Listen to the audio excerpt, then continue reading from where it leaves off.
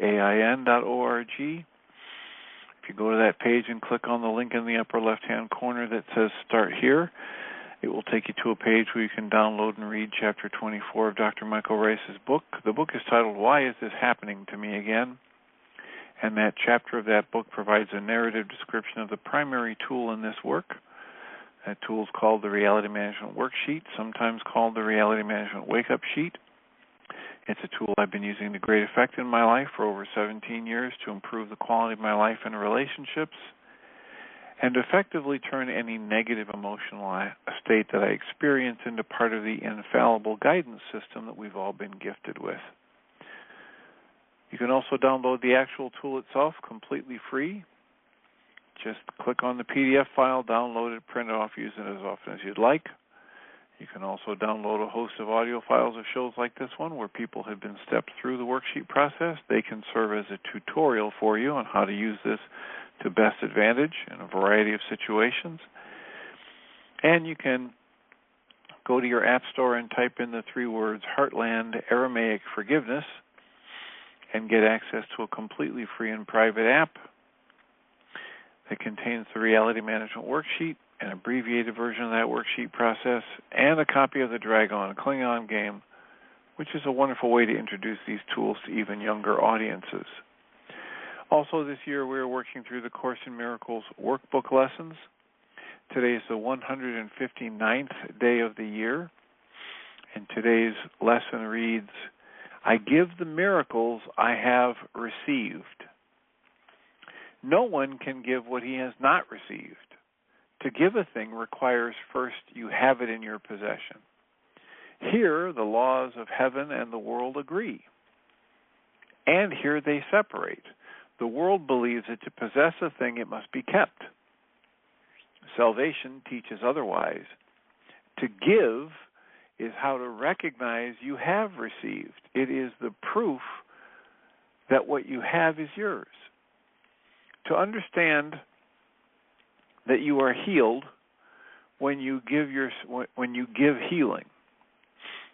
You accept forgiveness and as accomplished in yourself whenever you forgive.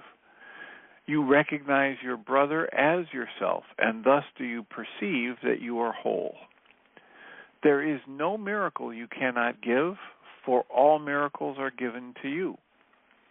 Receive them now by opening the storehouse of your mind, where they are laid, and giving them away. Christ's vision is a miracle. It comes from far beyond itself, for it reflects eternal love and the rebirth of love, which never dies. But it has been kept obscure. Christ's vision pictures heaven, for it sees a world so like to heaven that what God created perfect can be mirrored there. The darkened glass the world presents can show but twisted images in broken parts. The real world pictures heaven's innocence. Christ's vision is the miracle in which all miracles are born. It is their source remaining within each miracle you give and yet remaining yours. It is the bond by which the giver and the receiver are united in extension here on earth as they are in heaven. Christ beholds no sin in anyone, and in his sight the sinless are as one. Their holiness has given by the Creator itself. Christ's vision is the bridge between the worlds. And in the power of Christ's vision can you safely trust to carry you from this world into one made by holy forgiveness. Things which seem over, yet it seems to have a future still unknown to us. Time is a trick, a sleight of hand, a vast illusion in which figures come and go as if by magic. Yet that is in the worksheet process, that's a term coined by David Bohm, the physicist. Yeah, I'm familiar with him. So there's a great definition of it. I'm going to just observe that that's what happens rather than say this is bad or wrong. I'm just going to say, oh, right now I'm having pain or frustration or fear or judgment. But let me just take a look at how I'm misusing my conscious logical mind and the tool of thought to create this upset.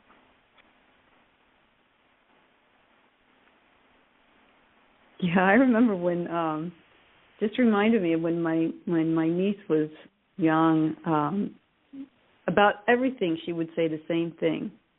How interesting. Nothing was good, nothing was bad. Everything was just interesting. And I thought, wow, look at her. She gets it.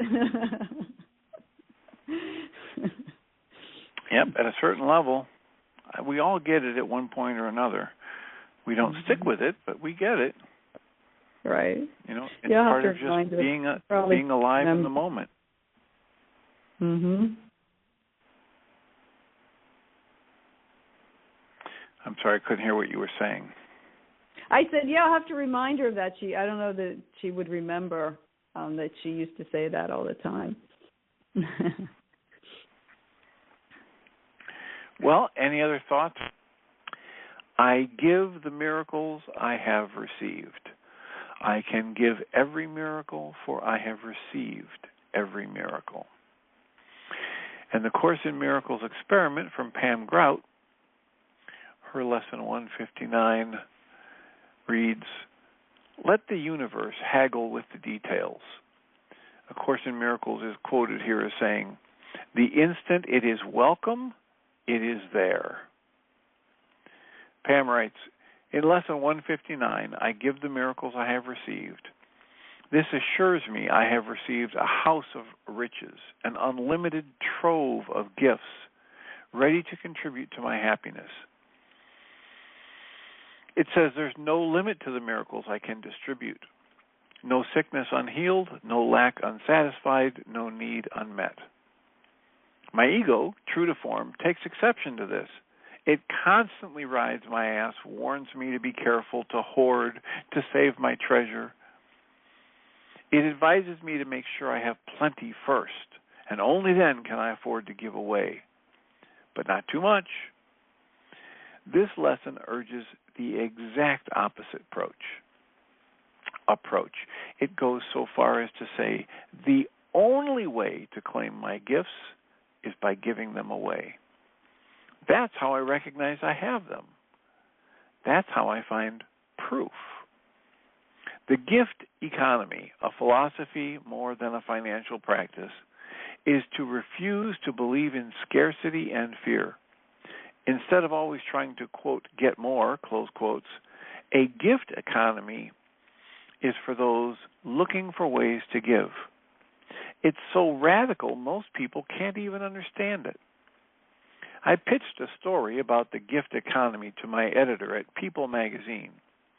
She loves heroes, good news, and heartwarming human interest stories. But even though I gave her 3 specific examples of people working solely in the gift economy, she couldn't understand it. But how does it work? She kept repeating.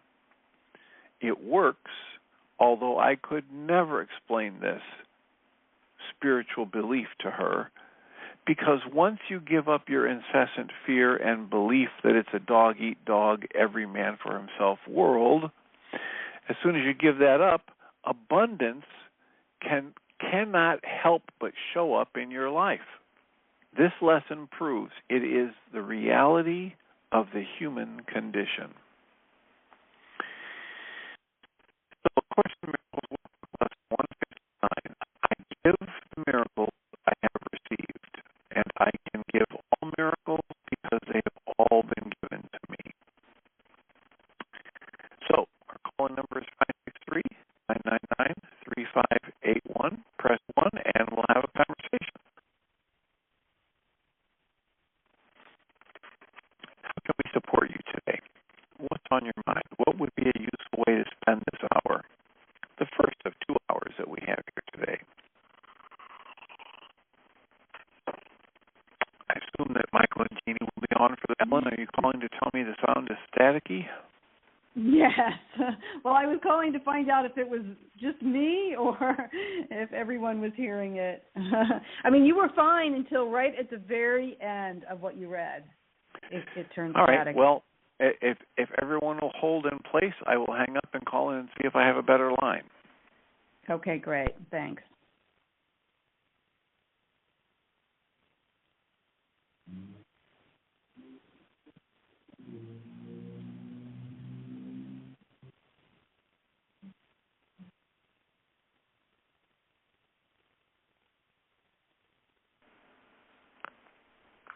So how's this? Much better. All right, we'll see if it holds. Okay. So thank you for that. Did you have another thought to share today, or was it just calling about the static?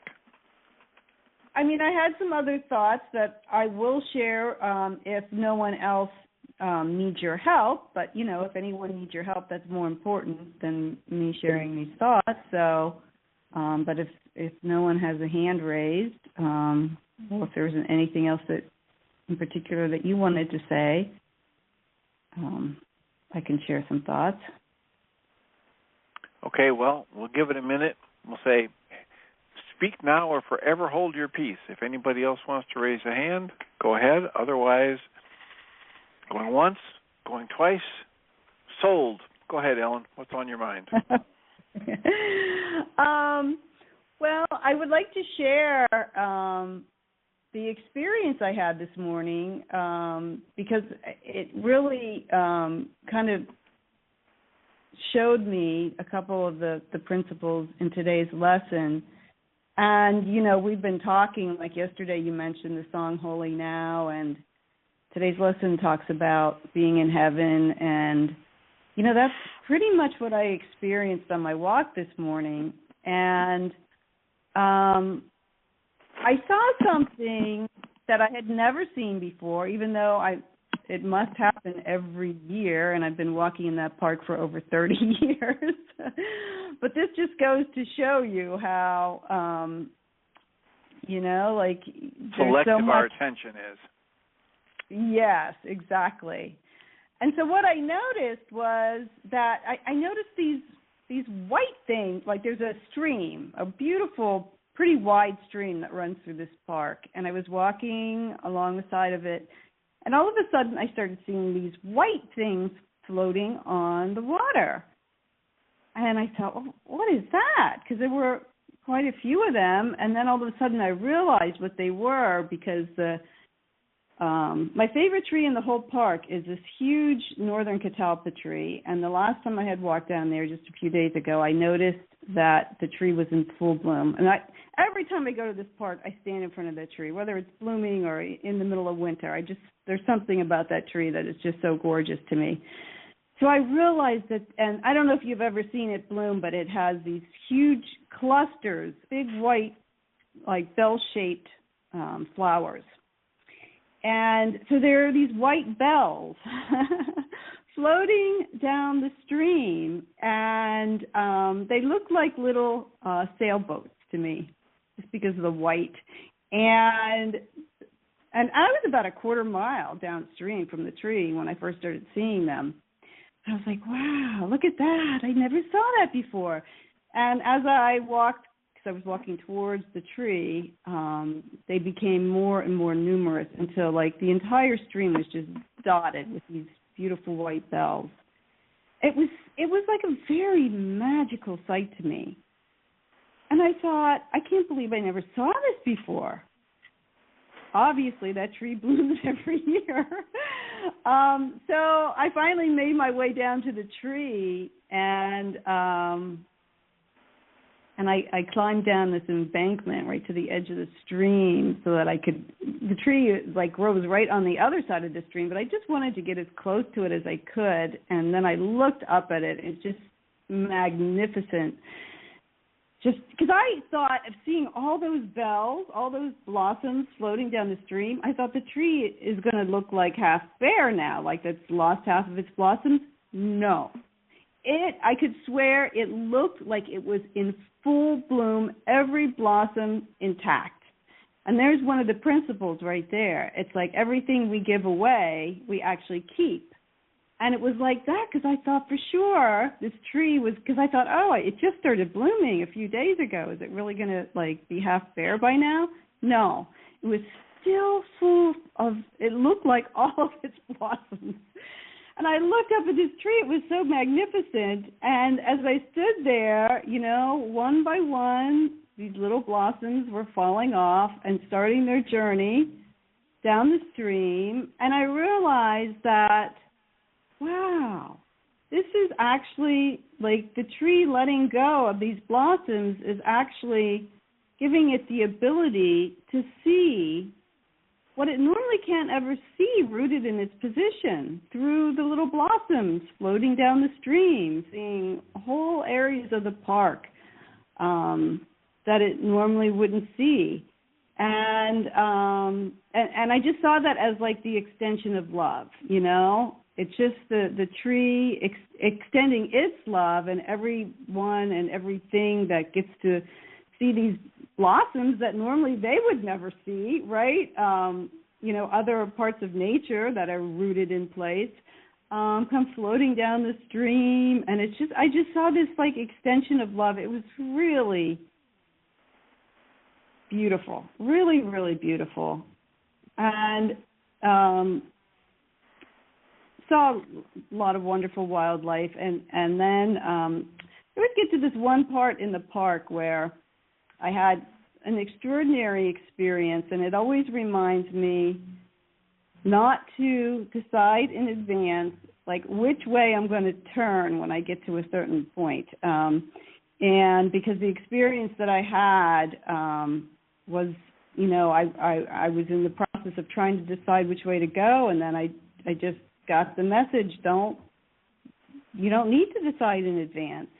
And when I got to the point of decision, you know, where I had to make a choice, I didn't, because I got a really big shove. It was so clear to me, oh, I'm going that way. You know what I mean? So now whenever and it became very clear that how my mind hijacks these decisions, like it made them, and it didn't make the decision. But it's, you know, it's like the mind likes to claim everything as its own. And so whenever I get to that spot in the park, I always think, wow, I wonder which way this body's going to go today, you know, because I know whichever way and now I don't have to get the shove. I just feel like a gentle nudging, like this is the way. And I go, okay, this way today. And I always know, like, it's that way because there's something special I'm going to experience by going that way. And sure enough, right after I went that way, within, you know, a minute, I saw the second, there's really only 2 catalpa trees in this park, and this second one is right there. It's a smaller one, but I never took the path. There's a path that leads down to it, and I went down the path, and I was able to stand directly under the tree in full bloom with all the little bells all on the ground underneath of it. And once again, it was just the magnificent beauty of this tree. And then the next thing I knew, I was hearing this dog splashing in the water a little bit upstream, and I looked to see what was going on, and there's this buck just standing still right in the middle of the stream, so majestically. And it was such a beautiful sight. So I went back up the path to get a closer look at him, and the guy with the dog, he had his dog in the water. The dog was trying to get to the buck, so he pulled the dog out. And so I went over there, and the buck just started walking towards me, and looking right at me and just walking right towards me to the edge of the stream. And I just thought, this is so beautiful. And then he stopped, and he decided to start eating some foliage that was on the edge of the stream there, and I just watched him for the longest time. But it was just, you know, I felt like this is it. Everything's holy now. You know, this is the way it feels like to be in heaven. And, you know, and I know think about this. I just finished a session with somebody who's on the other end of the spectrum. And And you're thinking, you're doing the Course in Miracles lessons, and you're thinking, I'm going to let myself be nudged, and I know that when the nudge comes, I'm going to see something lovely and unexpected. And so that's your thought pattern. I just finished a session with a person who's on the other end of the spectrum. He has downloaded a belief through his life, childhood, and young adult, full adult life experiences, that whenever he has fun, pain is soon to follow. Whenever he lets himself have fun, there's going to be pain and suffering that comes along. And this is the template that's in his head. And we were talking about how he had yet another example.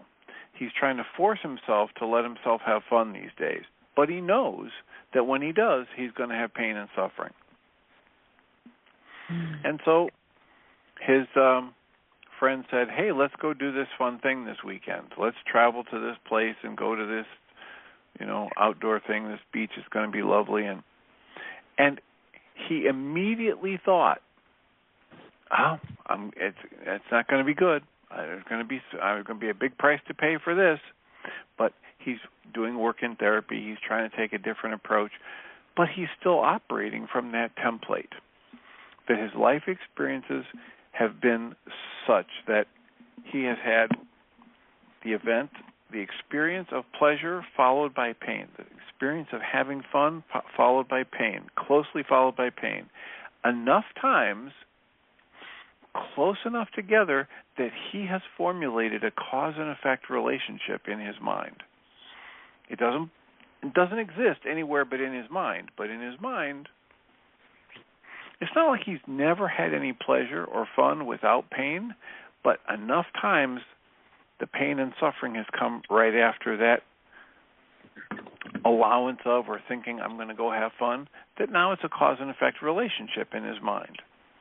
So sure enough, as that loads in his mind, he gets tight, he gets tense, he is in a battle before he even leaves the house. And then he chooses how to proceed from that embattled emotional state. And what we know is if we have negative emotions active in our minds and we make choices based on that, it's a distortion. We aren't seeing things clearly. We don't make good choices, etc. So he chooses to go in a vehicle which is the wrong vehicle to go in. On a hot day, over the roads he has to go, through the busy weekend traffic, and he's miserable because of the vehicle he's in. So he begins in pain. Right. And then he gets there and he's dreading the ride home over the same busy hot roads and the big trucks and in the vehicle he has to go in. But then he goes and he gets in and he has some time and he has some fun and now it's time to go home. And the vehicle that he took is damaged. Someone has taken pleasure in damaging his vehicle. And then he has to go on the hot, busy, high-traffic, miserable trip home. And he's convinced himself that there it is. There's another piece of evidence. So he's seeing what he knew he would see, which is basically the very same principle that you say. You get to this place, you ask, you follow the nudge, and you know you're going to see something beautiful. And then what you do? You have a beautiful experience. You see something beautiful. So it works whether we choose the positive or the negative. Right. There's absolute evidence available to us if we train ourselves to observe it, that we are actively creating our experience of life. Now, he didn't create somebody to do damage to his vehicle, right? But he did create his emotional response to it. He did create the mental emotional game of trying to turn that into proof that it only happened because he went out to have fun, and that he has to pay for his fun by suffering. So it works both ways, Mike Dooley likes to say in his emails when he sends out from the totally unique thoughts or It used to be Totally Unique T-shirts, but they changed the company name. He signs his emails with, "Thoughts become things, so choose the good ones." Oh, yeah. I mean, a thought form. Every thought creates a form. So there you go. Yeah. And it really is through doing things like A Course in Miracles that my mind, and I've just been focusing so much on having an open mind. And I think my mind has, in general, been more open than maybe the average person my whole life. I've been given kind of proof of that throughout my life. But I've been really focusing lately on opening my mind to everything, to every possibility, to the truth of the way things really are, and not, resisting or closing off to anything that might appear. And, it's definitely paying dividends. Well, it is a very powerful process of creation that we've been given some dominion over, right? And that is our mind energy, as Michael Rice likes to say. In the ancient Aramaic, they didn't say, in the beginning was the Word and the Word was made flesh. They said, really, something more like in the beginning was the mind energy. And the mind energy is a creative force.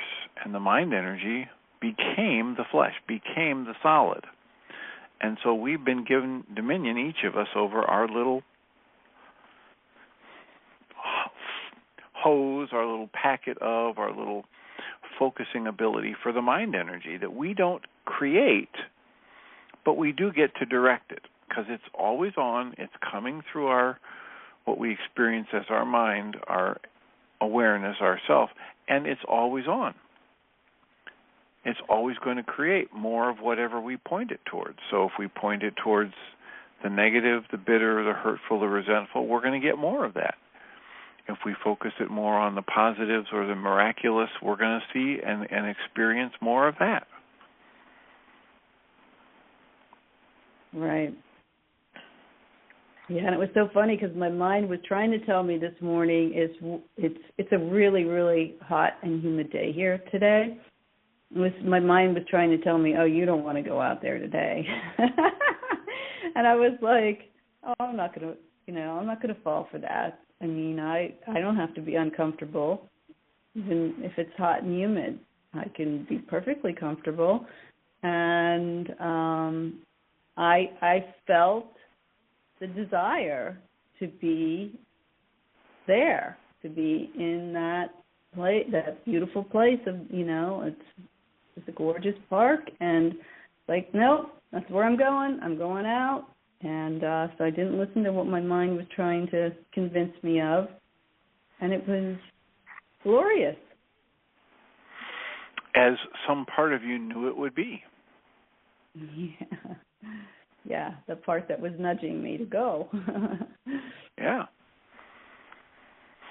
And the part that's learned over time that when you go with the nudges, you're going to experience wonderful, exciting, beautiful things. Right. So keep giving away those miracles.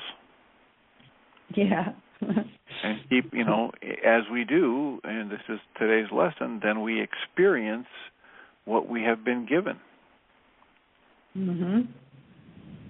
Yeah, and it was like I had such this immense grin plastered on my face almost the entire walk because I was just in that space, and everyone that I met, of course, faces transformed, Suddenly, you just, wow, the whole face lights up with the smile, and I was able to share some of the experiences I was having with people, and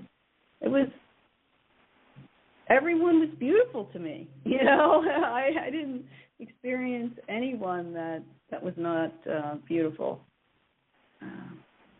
I used to hate when I would see other people in the park. I always wanted it all to myself. Okay. And now right. it's like, wow. So now I get to share this. And now they are part of the beauty that you're experiencing. Right, they add to it. Those beautiful smiles and, sharing in the awe of nature. And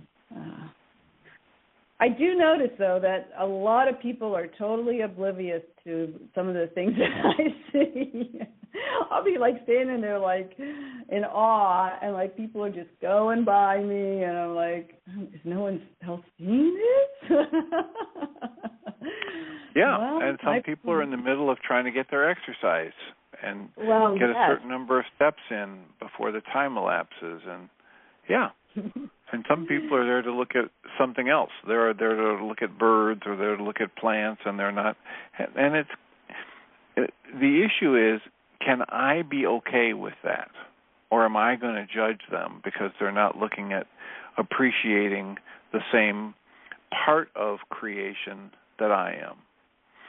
And that's where my learning comes in, right? How am I going into contraction and judgment? How quickly can I catch myself more and more, hopefully, over time, more and more quickly, catching myself as I go into judgment and releasing it, breathing and softening and releasing it, recognizing what the trick or what the torture is that my mind is engaging in every time it judges.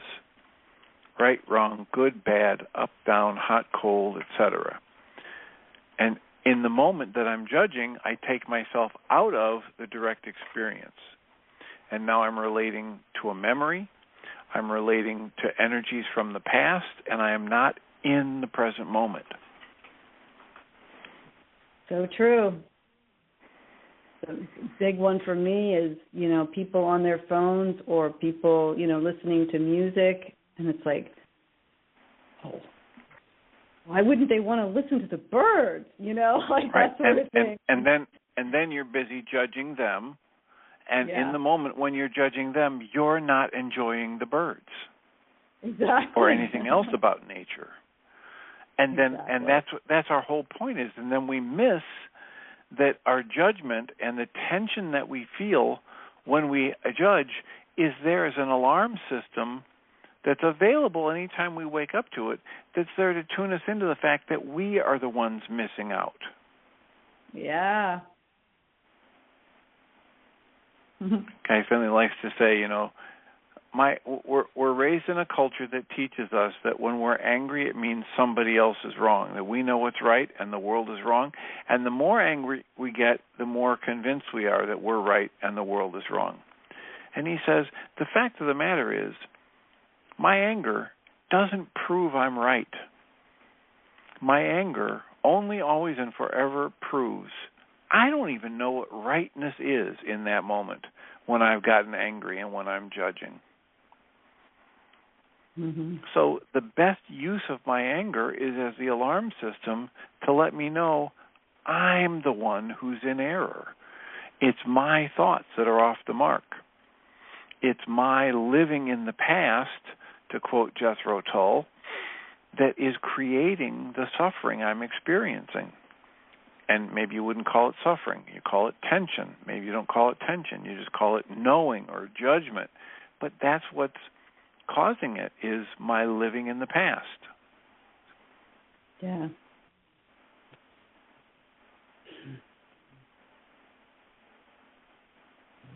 Yeah, the present moment is where it's at. And in the present moment, is there judgment? No.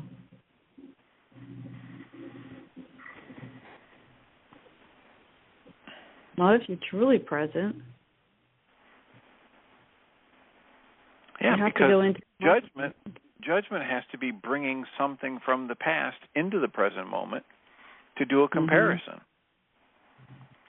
Judgment has to have something to compare to in order to say this should or that shouldn't, etc. Yeah, and you have to go into the mind.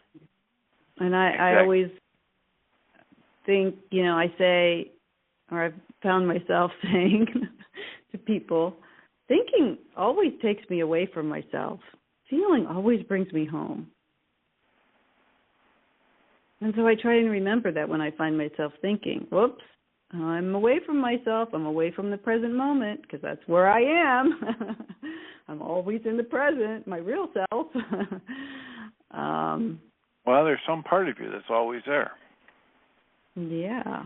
And there's another part of you that's going to create an experience of not being there. Mm-hmm. And that's fine as long as I don't buy into it and think that it's real and get lost in it. Well, getting lost in it is fine too. It's just that it creates a very different experience, and usually creates the kinds of experiences that we say we don't want to have. And there's the trap, because we're the ones. Comments for you? No, that was it. Okay, well, keep constructing positively and keep giving away those miracles and rejoicing in what you're getting. No, that's my intention. All right. Blessings. Thank you for letting me share. Blessings. So our call-in number is 563-999-3581. If you call that number and press 1, we have 17 minutes or 16 minutes left to have a conversation before we do a sign-off and hand it over to the second hour for Michael and Jeannie. How can we support you today? What would be useful for you to talk about? We have a support group tonight that's available absolutely free for anybody that's interested from 6:30 to 9 p.m. Central. The information about how to join us is available at mindshiftersacademy.org. And we would appreciate it if you care to join us. And if that's not your cup of tea or you're busy during that hour, if you would pass that information along to anybody that might benefit from it. Again, it's at mindshiftersacademy.org website, a separate information page for Tuesday and Thursday. As always, we put out the request for people that you think we might benefit from interviewing, either for the Journey's Dream podcast called On Your Mind, or for this podcast that we're doing, the Mind Shifters Radio. Today's interview that got released for the Journey's Dream On Your Mind podcast is with an integrative psychiatrist, a very young, very bright psychiatrist out of Florida. His name is Dr. Andrew Pleener, and that's available for a free listen at journeysdream.org/podcast or wherever you get your podcasts.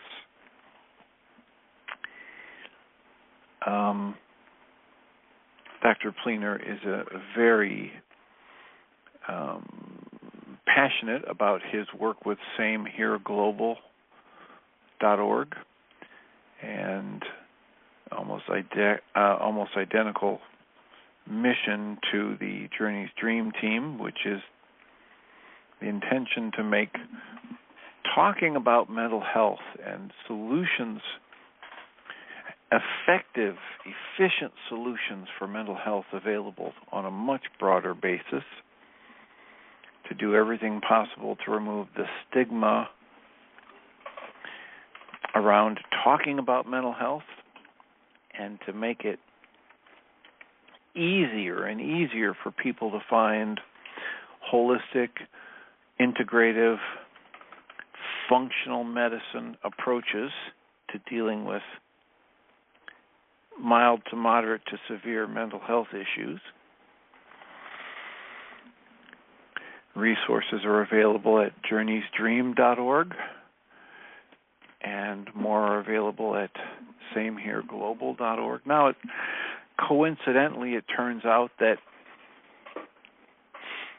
4 or 5 of the people who are now in the support network or the resource network for Same Here Global have been interviewed by me for this Journey's Dream podcast. So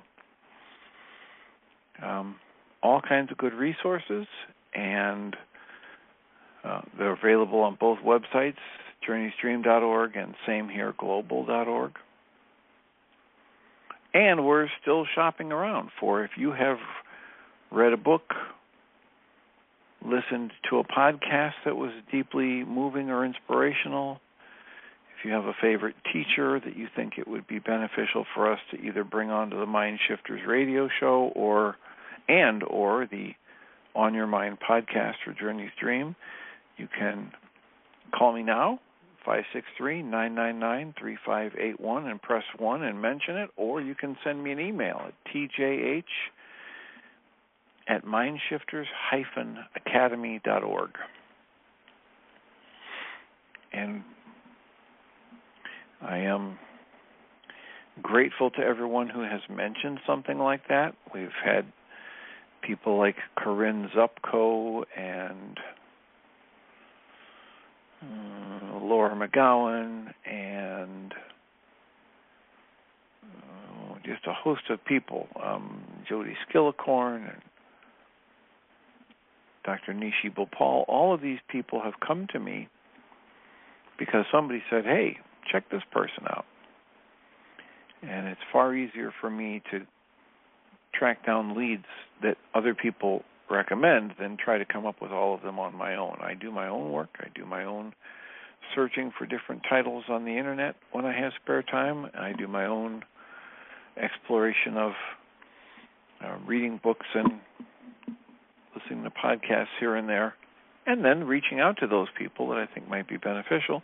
And you can help us amplify and multiply those efforts by forwarding to me any thoughts about spiritual teachers, podcasts, psychologists that are doing advanced integrative functional medicine approaches, and I will do my best to enlist their help in these projects.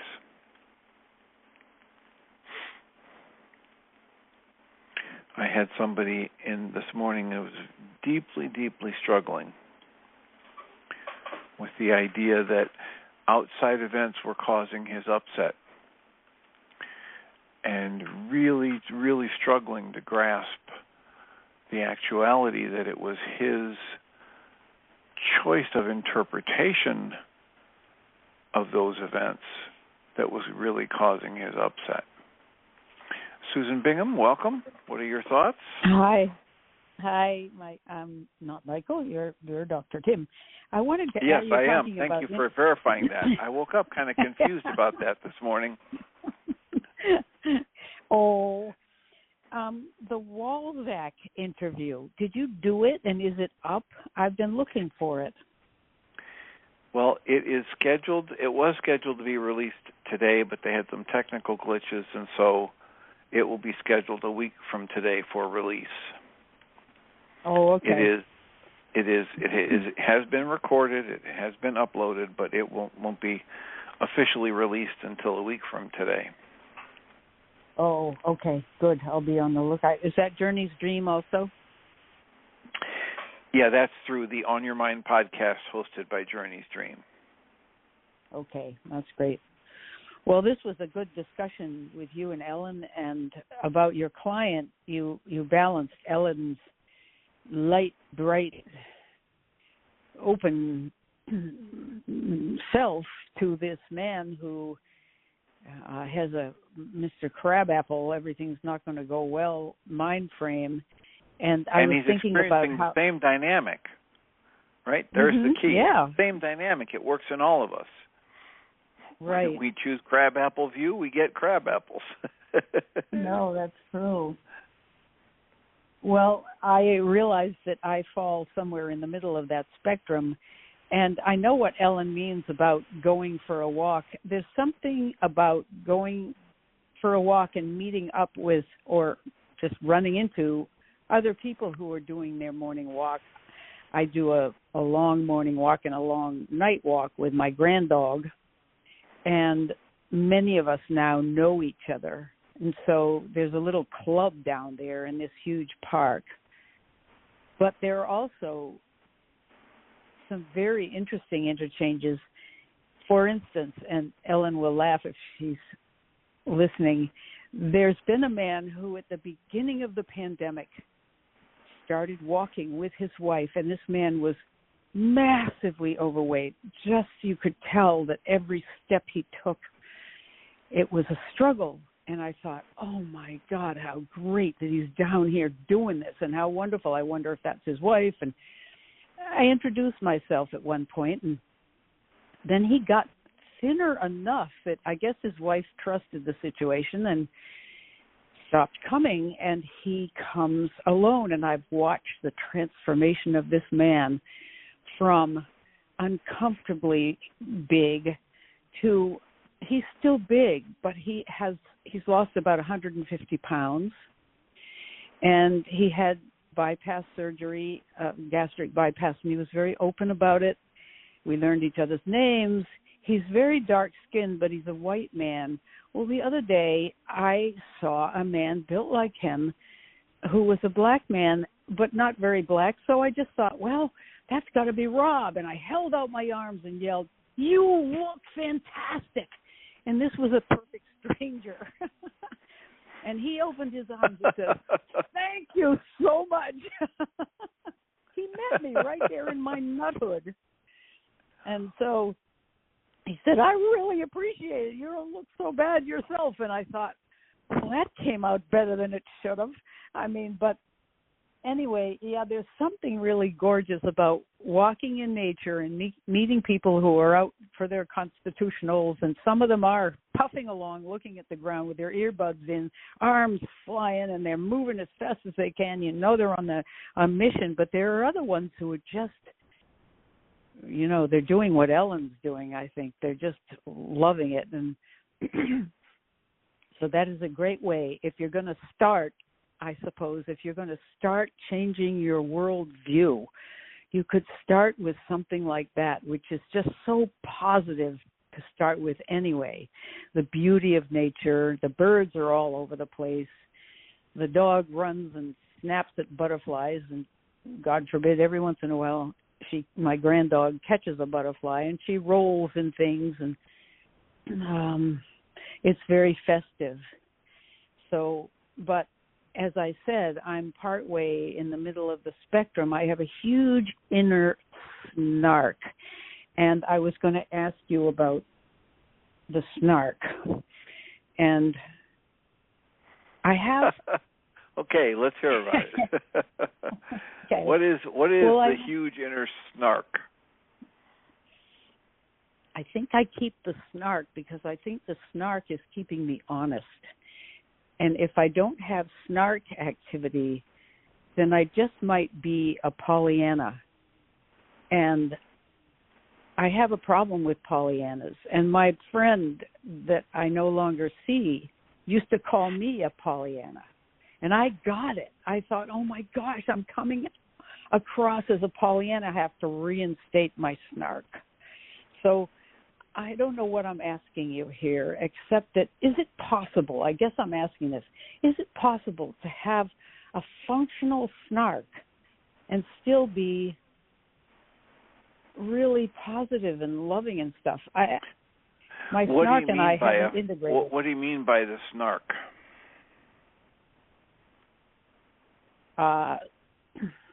Suspicious, maybe. Taking things with a grain of salt, not trusting. I'll give you an example. Big example of snark showing up. There's this couple who are parents at a school my grandson used to go to, and when we would go to parent-teacher meetings or to gatherings, the wife would sit on the husband's lap, and they would be cooing and billing each other during the meeting, and my snark would come out. I'd say, what the hell? Not that I think they shouldn't do that, but I wondered what they were doing. And one reason I wondered what they were doing is because I think I know what they were doing, but I'm not sure, is that my son knows these people and says they fight a lot at home. They really aren't getting along very well. And I thought maybe they're doing that to convince themselves and everybody else that they're getting along great and they're like lovers. And So here's my snark, twiddling her inner thumbs and watching them and becoming distracted and becoming really not a very nice person because I'm having bad thoughts about that person. So it's a suspiciousness, I guess. So your question is, can you have that going at the same time as what?